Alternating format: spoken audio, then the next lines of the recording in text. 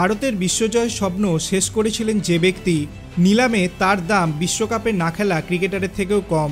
ভারতকে বিশ্বকাপের ফাইনালে হারিয়ে দেওয়া ট্রাভিস হেডকে আইপিএলে নিল সানরাইজার্স হায়দ্রাবাদ।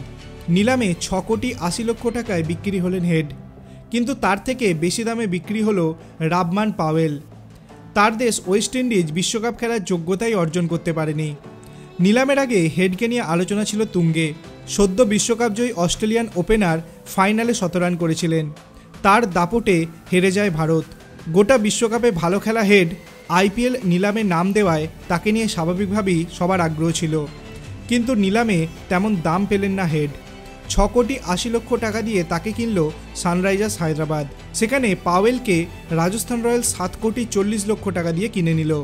বিশ্বকাপে সুযোগ না পাওয়া দেশের ক্রিকেটারের থেকে কম দামে বিক্রি হলেন বিশ্বকাপ ফাইনালের ম্যাচের সেরা ক্রিকেটার।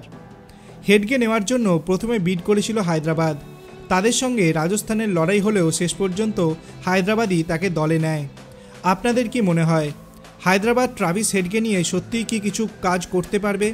আপনার অভিমত আপনি কমেন্ট সেকশনে জানাতে পারেন। ভিডিওটি ভালো লাগলে লাইক করবেন, চ্যানেলটিকে সাবস্ক্রাইব করতে ভুলবেন না। ধন্যবাদ।